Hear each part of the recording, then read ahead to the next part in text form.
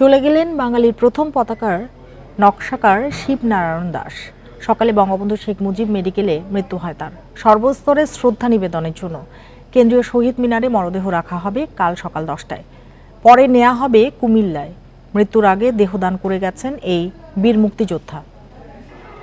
বিকাশে কম খরচে ক্যাশ আউটের লিমিট বেড়ে 50,000, প্রিয় এজেন্টও 2টা। লাল সবুজের মাঝে বাংলাদেশের মানচিত্র, বাঙালির স্বাধিকার আন্দোলনের প্রতীক। 1971 সালের 2রা মার্চ প্রথম উড়েছিল এই পতাকা, আর এর নকশাকার শিবনারায়ণ দাস। 1970 সালের 6 জুন ঢাকা বিশ্ববিদ্যালয়ের সার্জেন্ট জহুরুল হক হলে পতাকাটি নকশা করেন তিনি। পরে এ পতাকা হাতে 71-এর রণাঙ্গনে যুদ্ধ করেছে বাঙালি। শিবনারায়ণ দাসের জন্ম কুমিল্লায়। 71-এ তার বাবা সতীশচন্দ্র দাসকে হত্যা করে পাকিস্তানি সেনারা। শিবনারায়ণ রাজনীতিতে আসেন ভাষাসৈনিক ধীরেন্দ্রনাথ দত্তের হাত ধরে। ছিলেন 62 শিক্ষা আন্দোলনে, অংশ নিয়েছেন মুক্তিযুদ্ধে। পতাকা তৈরি করবার ইতিহাস আছে, সেই ইতিহাসের সঙ্গে তিনি যুক্ত ছিলেন। এরকম করে অনেক কিছুর সঙ্গেই যুক্ত ছিলেন শিবনারায়ণ দাস। সুতরাং আজকে আমরা এটাই আহ্বান জানাবো যে সবাই জানুন শিবনারায়ণ দাসকে।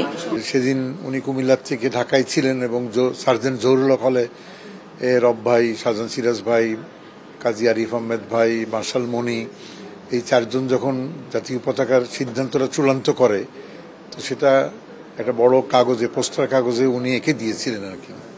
শ্বাসকষ্ট নিয়ে 1 এপ্রিল সমরিতা হাসপাতালে ভর্তি হন তিনি। অবস্থার অবনতি হলে আনা হয় বঙ্গবন্ধু শেখ মুজিব মেডিকেলে। শুক্রবার সকালে এখানেই মারা যান বাংলাদেশের প্রথম পতাকার নকশাকার। দেশের জন্য উনি করেছেন, সেটার ক্রেডিট উনি কোনোদিনও নিতে চাননি, এবং আমরাও কোনোদিনও আমার বাবা এটা করেছেন বা এটা করবেন এরকম আমরা ক্রেডিট নিতে চাই না। লাল ফারুকের বাসা থেকে ওই যে তার ভাইয়ের বিয়ে গেছে, সোনালী রঙের টিপ দেয় না বিয়ে, ওই সোনালী রংটা দিয়ে কোন আঙ্গুল দিয়ে ম্যাপটা আঁকছে।